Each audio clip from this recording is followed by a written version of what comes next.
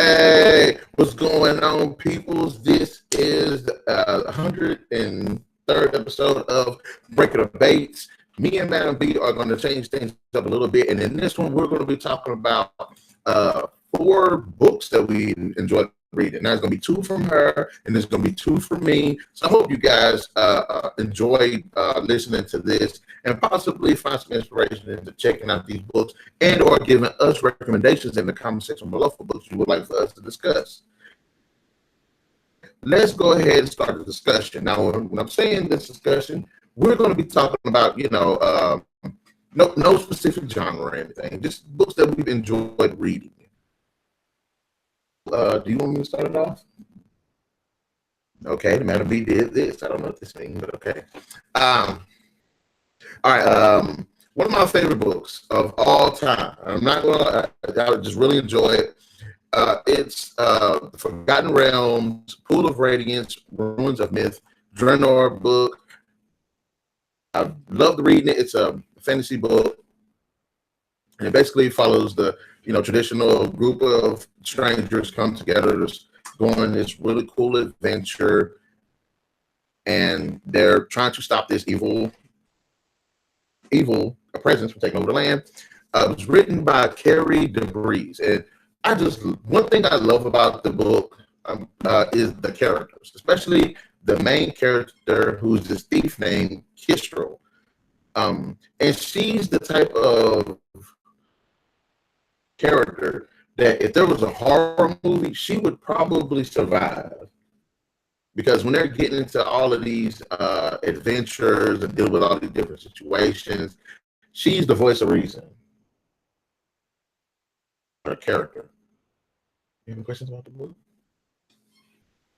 Because in the book, these 4 strangers are brought together, and Kestrel, against her will, has to join. Okay, you said who now? Her name is Kestrel. Okay. And she's a thief, and she's trying to look out for number 1. She ends up getting forced into this journey, into like enemy territory, while these crazy creatures and stuff exist. Basically, has to help this group save the world. The main antagonist of the book, I can't remember her name, but it's this sorceress woman who's band together with this Dracolich, which is like a zombie version of a dragon. A zombified dragon. And they're trying to pools of radiance, which corrupt the land and the living around it. So this would be a fantasy? Yeah. I'm not sure if it's like dark fantasy, but it is a fantasy adventure game. And it's based off the game Pool of Radiance, which I haven't played. Okay. But it's actually a pretty sweet read. It does feel like a video game in some aspects, especially with the pacing. But I do appreciate DeBree's writing when it came to because it follows Kestrel's perspective the entire time, and it perspective because it's humorous. Like if the characters do something, like if they go on like a side quest to go help somebody out that has nothing to do with the main quest, she would be that character would be like, these blockheads, I don't understand what is wrong with you people. We're already on a quest. We don't need to help this person. She's like that person. But I do like that. And I do like how the characters do develop and how she does have an appreciation for each one. It's an elf lady, I can't remember her name, a holy knight, and then there's a guard, I believe. I can't remember his name. And she has the most animosity against the holy knight because they're like complete opposites. He's like holier than thou. She's more of it is what it is, and they constantly clash the entire story. But there is a lot of development by the end of the book. So, what do you have for us today? Well, my first book is by author Mary Monroe. It's called God Don't Like Ugly. It's actually it's not one of the first books I read, but um, my mom, she had a whole, like, I'm just gonna call it library, and she liked these books. And then after she got through reading it, she just, I read it. It took me one day to actually read this book because it was that good. It follows this girl. Her name is Annette, and her mom. Now Annette, she has to deal with growing up in the 1950s in the South. She has to deal with, well, actually, of course, being black, but she's like more like a dark black. So she has to deal with that, and she's big for her age, so she has to deal with that. Big as in like height wise, or big as in like a weight? Like obesity wise. Like me.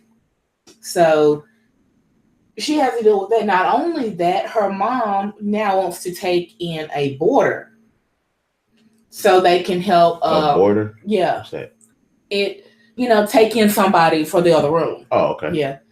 To help with the bills or whatever. And she chooses this man, Mr. Boatwright. We had jokes about Mr. Boatwright when all of us had finished reading the book. Oh, Mr. Beauregard.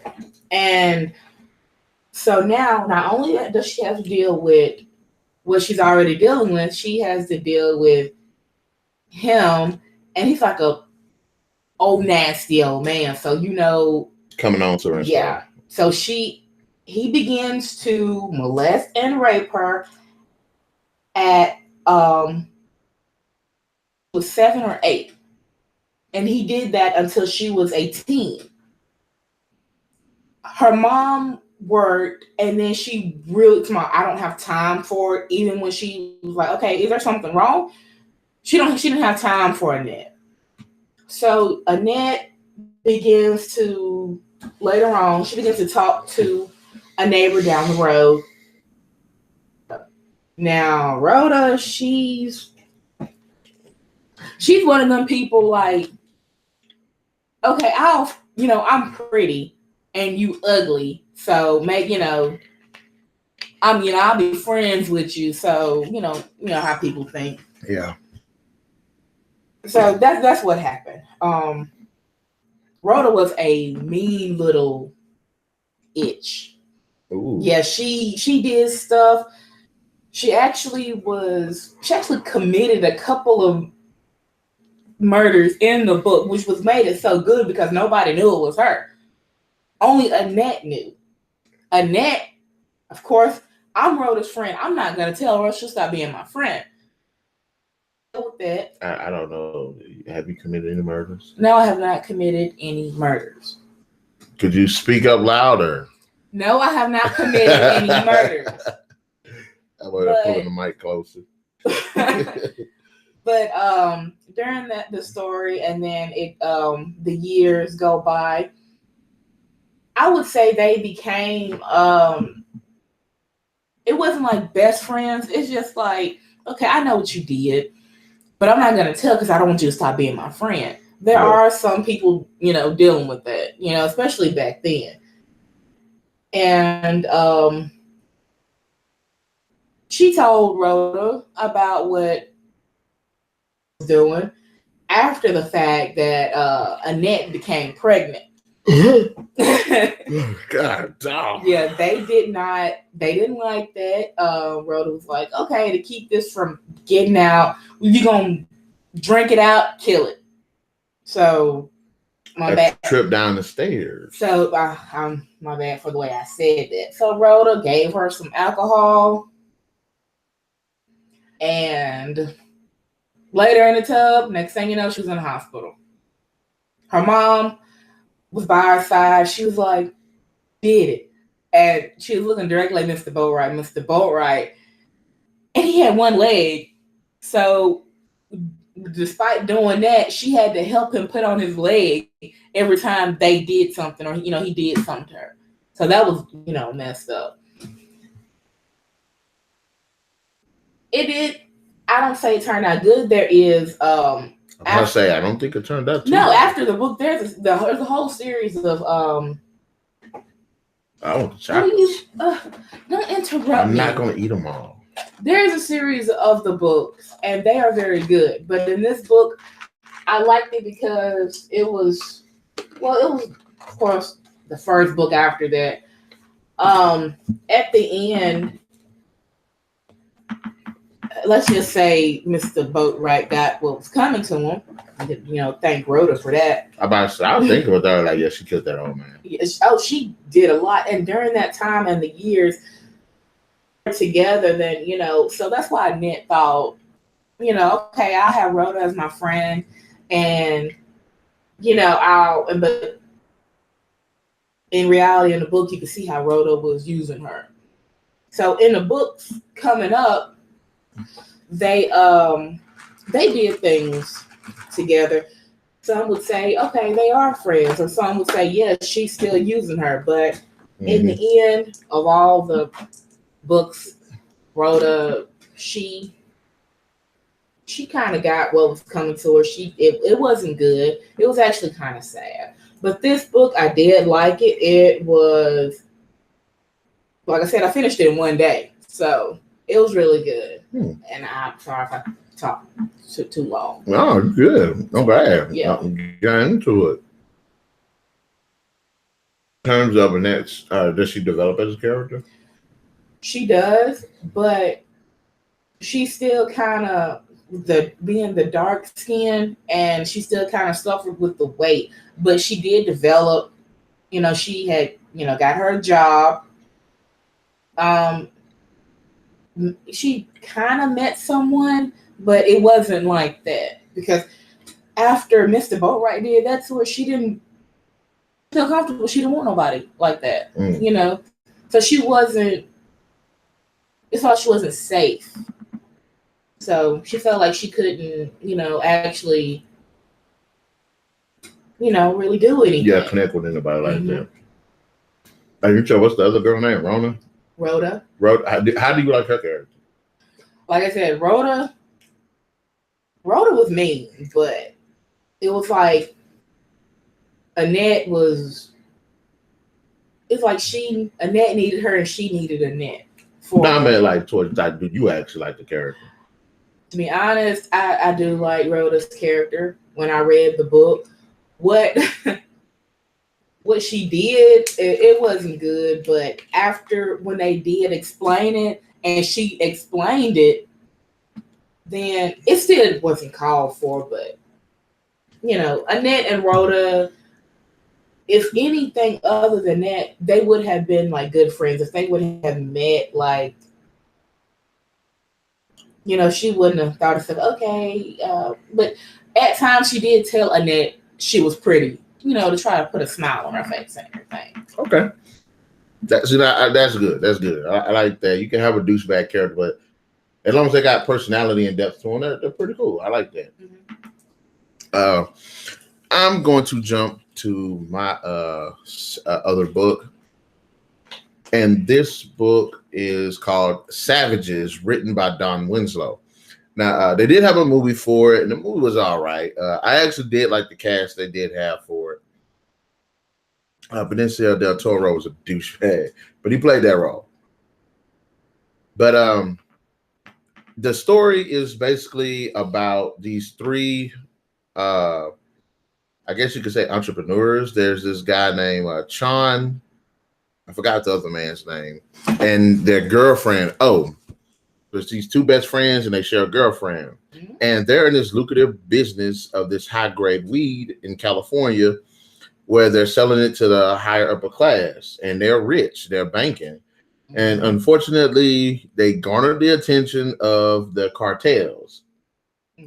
So now, after declining their offer to join them, the cartels take it upon themselves to kidnap O. And now the story kind of winds down to what Chon and this other guy named, I keep forgetting his freaking name, what Chon and him are trying to get her back. It's actually a very sweet read, but it's not per se the story itself that just reaches out there and grabs you and just pulls you in. It's Winslow's writing that I really appreciated. There's something poetic about it in the way he expresses, the way how he expresses like people's points of views and stuff like that. It's very interesting. If you ever get a chance to read it, it's a really good read, and it's also informative too. Like it gives you a little bit of insight into marijuana and the drug trade. Marijuana. Yeah, Rwanda. Okay. We come from Wakanda. We're gonna see that in the Black Panther movie. They're gonna be back there. Huh? Oh, okay. Wow. But no, it's actually pretty decent. A really good read. It kind of starts off a little slow. That's mostly because they're trying to get to know the characters, and the characters actually they're kind of stereotypical. You got one the guy's really laid back. The other Chan character, well, the first guy I can't remember again. Keep forgetting his freaking name. But anyway, he's laid back. He's more peaceful. He's about enjoying life and things, and he's actually kind of the person that's behind them actually making the weed and growing it and stuff. He's very laid back and likable character. Chan is the more like violent type. Like he's like the muscle of the group. So it's like if any competitors kind of come up trying to threaten a business, he takes care of them. He's an ex-military vet, so he don't play. He when they say he about that life, he's about that life. It was like present, or I mean, it's like past, or like wait. No, it's because they wrote the book a couple of years ago. It's been like I think this is a 2010 book. So that's it's more modern. Yes, modern day. Is that what he's placing the story on, the setting? Yeah, it's modern day. Oh. And of course, and O is fun loving. She loves these two characters. They love her. Yes, it is that type of relationship, but it works between those characters. But and that's one thing I can't say about it. You can actually feel and you see that relationship, how great it is. Like they have each other's backs. But it's something about the writing that's just very engaging. The way he just throws the words down when he's describing things, whether it's the euphoria of getting high, whether it's the euphoria of being with the people that you love. You know, he just does a great job. And you know, there's a bit of action in it. There's a bit of thrillness in it, thrillingness, suspense, thrilling like suspense. There's a lot of that in here too, especially during this more of the second and third act when things start picking up with the cartel, and it's violent too. Like the cartel come, the first thing the cartel do is they don't even send like an ambassador or nothing. They just send them a little email, a video, and it's people's heads with a chainsaw. And it's like, okay, join us, or this is gonna happen to you. It's like, God. Oh, yeah, some poor business. I mean, yeah. I mean, I guess it's an effective technique for getting business partners and stuff, but gosh. Well, they really didn't have much of a choice then. Yeah. And the ending is kind of sad, but it actually has a really good climax. And it's pretty decent. It's a pretty good ending, in my opinion. Like I said, the best thing about it, besides the writing, is actually the characters. Yeah, they're a little bit stereotypical, but they're actually cool. Like I love reading about them and their interactions and stuff. So, what's your other one? Well, my other one is called "Fear Nothing" by Lisa Gardner. It took me a while to read this book, but after I finished it, realized it was actually a good book. It takes place with two sisters. Shanna is either Shanna or Shayna, and Adeline. Now they grew up with, I guess, a serial killer father. So he was killing people, putting them, skinning them and putting them in the basement and taking pieces of their skin and putting them in jars. There's so many jokes I could make right about it. So they had to, basically, knowing that their father is a serial killer, his name was Harry Day. Dirty Harry?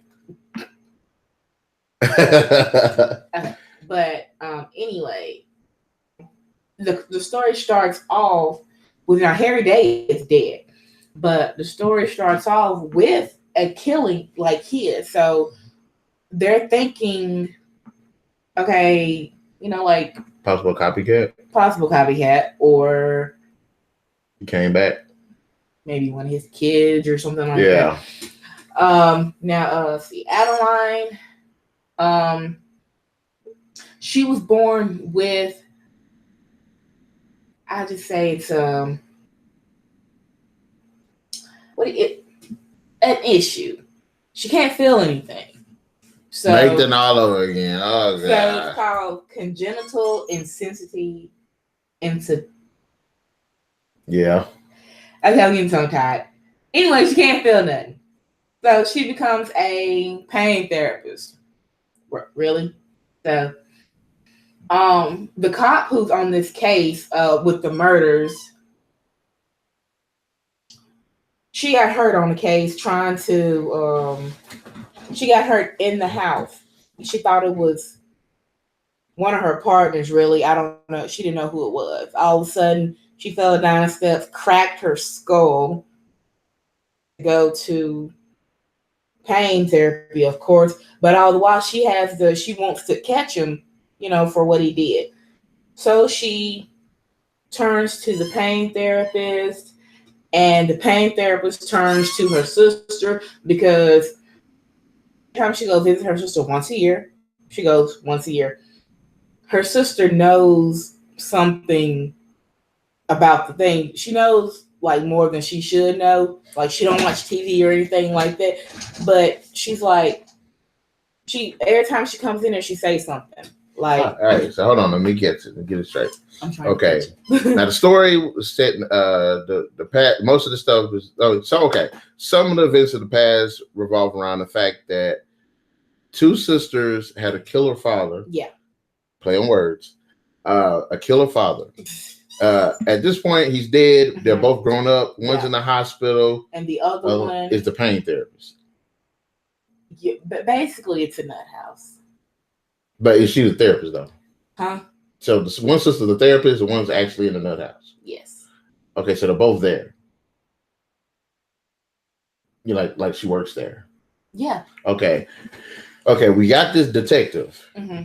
Her name is she's also in other novels, D.D. Warren. Okay, Miss D.D. Warren is she's the detective on the case. Okay. So going on the case when who bopped their head? Yes. Who what? I said who bopped their head? No, she bopped her head. Yeah, the detective. Okay. Somebody pushed the detective down the stairs, cracked her skull, and she had to come off the case. They thought it was something else. She happened to go to the sister, that pain therapist. Okay. Yeah. Okay. So she got that blah. Okay, blah. how like they ask after a shooting, they ask, was it a good shoot? They ask detectives that. Do you think it was a good shoot, or why did you draw your weapon? We don't see a weapon on him. That's what they thought. They thought, who's him? No, they said, okay, she drew her weapon, right? As she was going down and stuff, she said she was firing at somebody. They said she was just saying things. So after that, they took her off the case, took her weapon and stuff like that. So she pursued somebody and got jumped. Yeah, basically. She was on the case then. Anyway, I'm stupid there, but I need to. It's kind of that's why it took me a little bit longer to read this story. It's kind of a hard story to follow. But in between all of that, there's still killings, and they're still taking a piece of skin. They're off of people. They're actually, what do you call this? Filleting them? Filleting them, yes. Not fillet. Flay. Flaying them. They filleting them. Because you like fillet. I'm like, what, They fish? fillet. They flay. They flay. That's that flay. Okay. Oh, there you go. She rhyming now. Okay. It's taking a little bit, but yeah. So the sister, her name is Shanna. When he says she knows more than she should, which means when she goes there, she like asks the question and is like, how could you know that? They call it, I want to say they called it the Rose Killer because at least a rose every time after the killings. I bet you I know why the girl knows stuff she don't know that she don't need to be knowing. Why? She got the shine. Shine.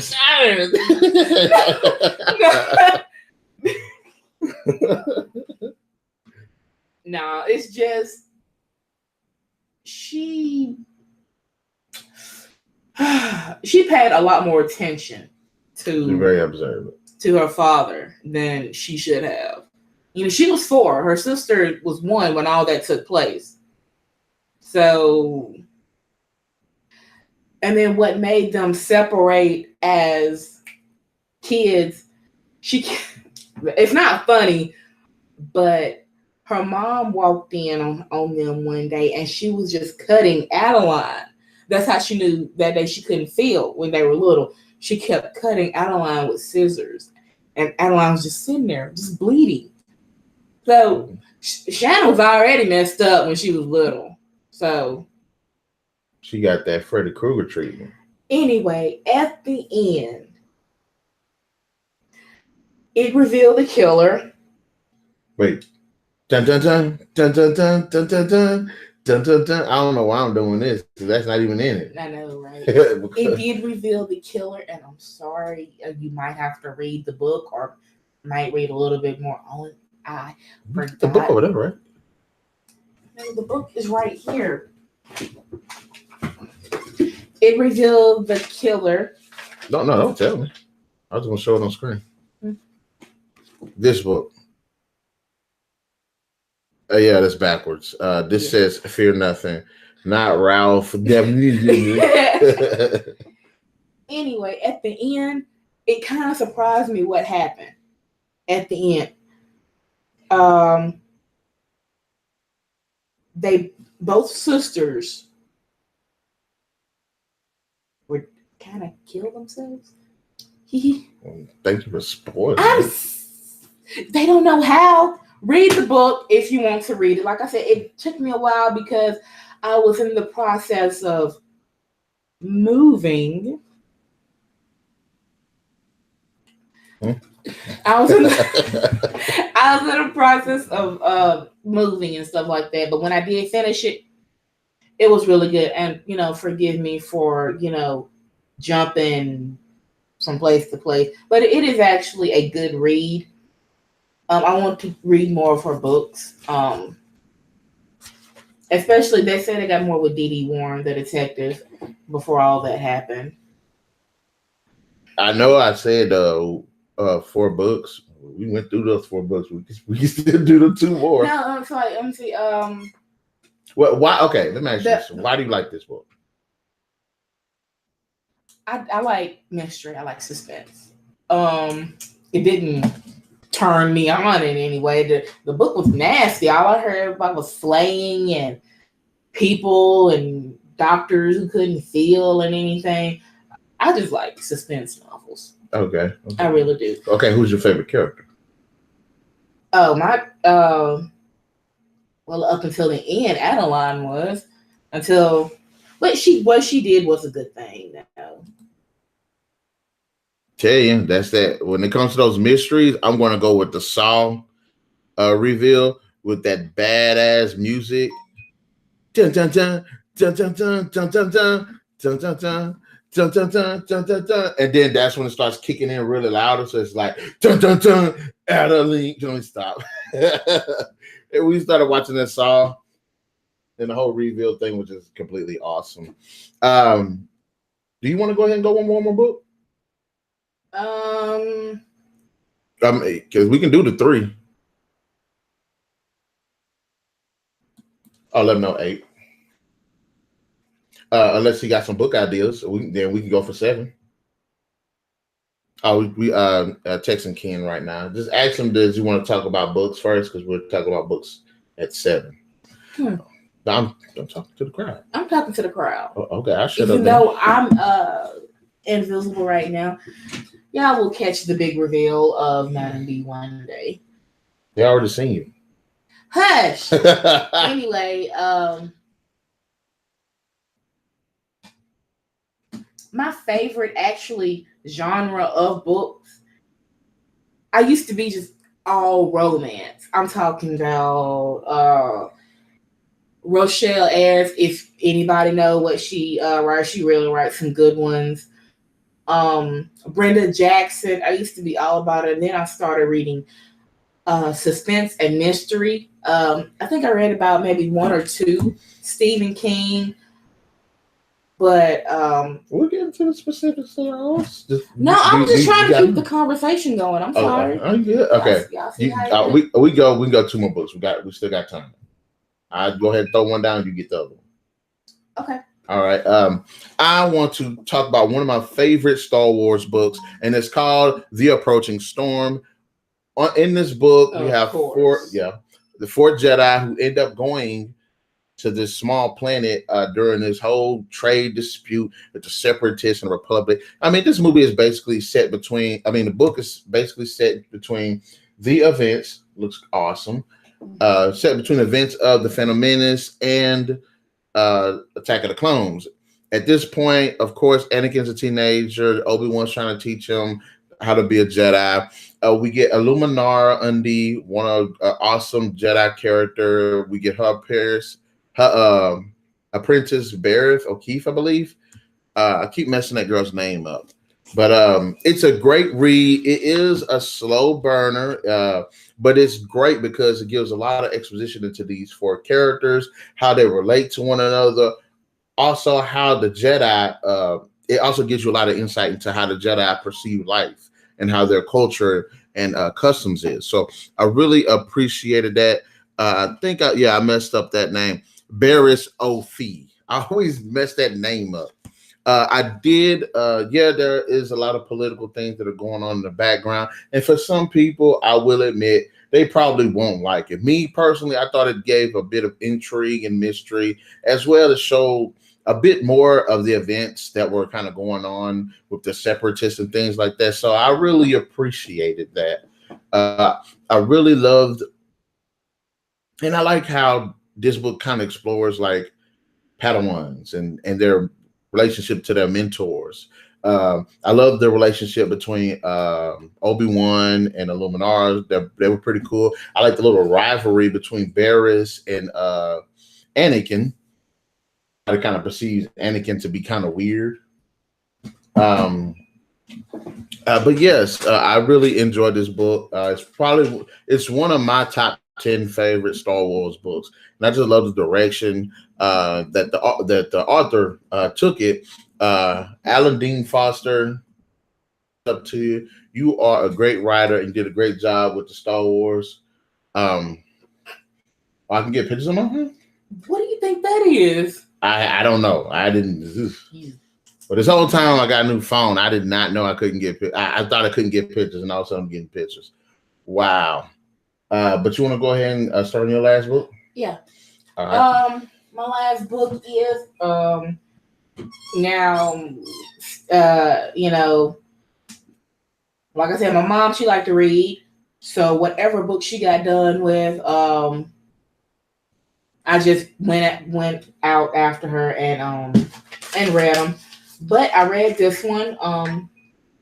It's called God's Gift to Women by Michael Baisden. Michael Bay. Baisden. Oh my goodness. Very, very good. Basically, whoever read it, and if you want to look at it as a thin line between love and hate book, that's probably it. But he did actually, in Thin Line Between Love and Hate, at least he did go out with the woman. Book, Julian Payne, he's trying to make it as a radio, I guess to say what radio personality. He has a deep voice, he's smooth, he's masculine, so that's what they like to hear. He no wife, but he has a daughter. So I guess, one night, I guess, clubbing, hooked up with the girl, this woman, her name was Olivia. She was everything he wanted that night in a woman. So gave her a night of passion that just flipped her weave. Okay. Basically, yeah. So next day or during the next couple weeks, he moved, building up his rep, getting on with his life, him and his daughter. Actually met somebody new. They started going out. Her name is Terry. I love the brothers. Was it the brothers? Yes. Yeah. Oh my goodness. Terry. Wow. So, hooked up with her. They start, she's good with his daughter and stuff like that. And then all of a sudden he started, text, like, how come you didn't call me back? Seeing people across the way staring at him through, sunglasses, and you know how that is. Yeah, that creepy paranoid stuff. Basically, what she sets out to do is stalk, make his life a living hell, basically. That's how it go. That's what the majority of the book is about. And then Terry finding out, and okay, I don't want to deal with this, but I love him. Yeah. So plus he got a daughter to protect. So what's the first book? God Don't Like Ugly. God don't. So basically, that's what the majority of the middle is about. Basically, he did learn in the end, with just like Martin Lawrence did. Yeah. Through that window and in that water after he got shot. Like I said, it was on my list, but I wish I did have another good book to really get into it. Basically, this is just your basic thin line between love and hate plot. So I am sorry, but she was really angry at him that he left her high and dry after a night of just passion. But before they did begin, he did tell her, I'm just looking for, that. Yeah, the hit and quit it. Yep, he did tell her. She was like, okay. Well. But okay, let me ask you this then. Do you sympathize with her character? Is there any redeemable qualities to her character besides her craziness? Well, she was crazy throughout the whole book. What if he told her and then she said, okay, that's all I'm looking for too? I don't understand, because if he told her, okay, that's all I'm looking for, and she's like, okay, that's all I'm looking for. He didn't know she was actually a kind of crazy chick to begin with, but that's where he comes in. That's where he has his faults at. So is he a sympathetic character? In the middle, yeah. But Terry, will you stop? She really had little. God dang it!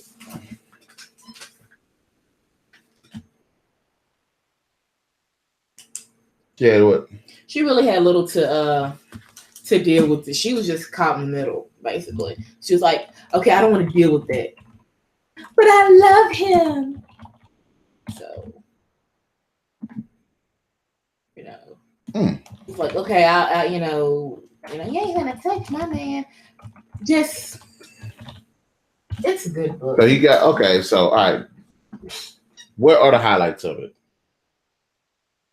Like that makes it stand out to you that you like really like what are some really memorable moments? Did she like beat him up and then tell him to get his rump and then get his girlfriend to come over there and then hold them both at gunpoint? Then there's a struggle and then they fall out the window into the pool.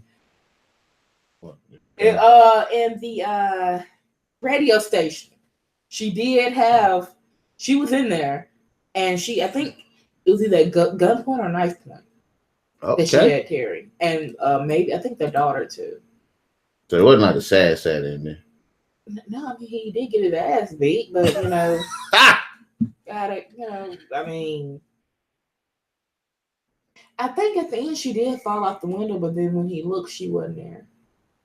I think now. I'm not gonna say she did a Jason. Be like the other chick off Thin Line between love and hate up in the hospital like this. She got that got that sock with that orange in it. They did a sequel or whatever. There's enough deranged people to go ahead and go with that. So, but anyway, I'm sorry if I didn't have as much insight on this book as I did with the other ones, but you gave a pretty good description. Got up the characters and the plot is really.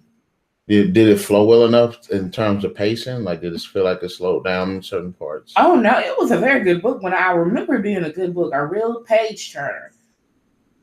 But that that was back then. Like I said, it was like a thin line between love and hate book. Okay. A woman's scorn. Hell hath no fury than a fat guy who is hungry. I'm just messing. I would know. I am that fat guy. But anyway, we've had a really good discussion over the 6 books that we've read and we've enjoyed. Pool of Radiance, Ruins of Myth Draenor, Fear Nothing, Savages, The Approaching Storm, and Star Wars, God's Gift to Women, God Don't Like Ugly. So guys, go out there, check those books out. If you've read them, give us your thoughts on them in the comment section below. Also, be sure to hit that like, share, subscribe, and the notification button to get the best of what's going on here on the NarikChase channel. And we will catch you guys later. NarikChase and Company out. Bye.